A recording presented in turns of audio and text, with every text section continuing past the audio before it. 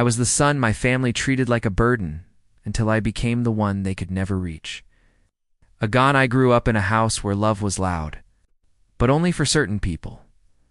I was the oldest son, which everyone said came with responsibility. What they really meant was endurance. My parents believed that struggle built character, but only when it was mine. My younger siblings were protected from discomfort. I was trained to absorb it. From the time I was a child, I was expected to understand. Understand why my brother didn't have to do chores. Understand why my sister's mistakes were forgiven while mine were remembered. Understand why my parents were always tired when it came to me. They called me strong. That word followed me everywhere when my siblings broke things. It was an accident. When I broke something, it was carelessness. When they failed, my parents blamed circumstances. When I failed, they blamed me. I learned quickly that praise was not coming, so I worked. I worked at school. I worked at home. I worked on myself in ways no one noticed. I cleaned. I cooked. I stayed quiet. I learned not to ask for help because help came with resentment. My siblings grew up spoiled, shielded, and loud. They expected the world to bend for them. I learned how to bend first. By the time I was a teenager, the abuse wasn't physical. It was subtler. Dismissive comments. Constant criticism. Being compared unfavorably to children who never had to try. Being told I was difficult simply because I needed space to breathe. When I got my first job, my parents didn't congratulate me. They told me it was about time I contributed. My money went toward household expenses while my siblings' money went toward fun.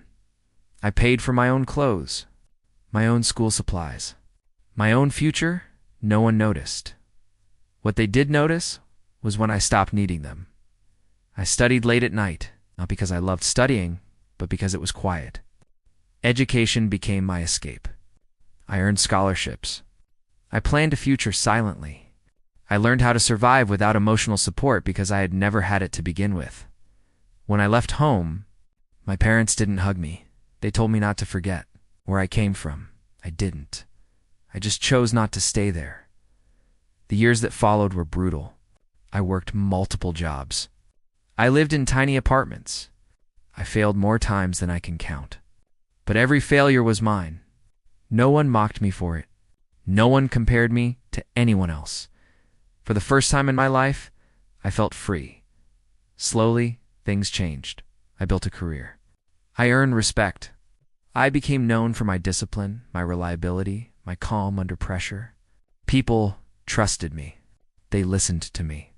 They valued me. My family noticed from a distance.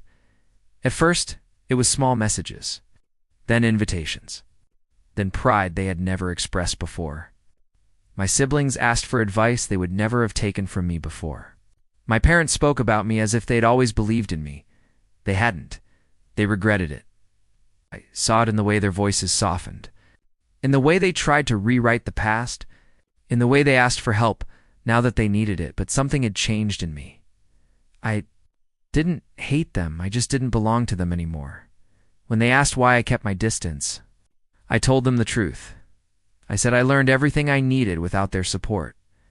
I said I built myself in the absence of kindness. I said their regret came too late to change anything today.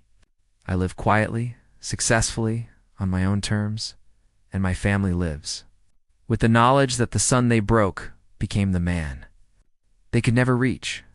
Sometimes the strongest revenge isn't anger, it's becoming untouchable. Thank you for watching.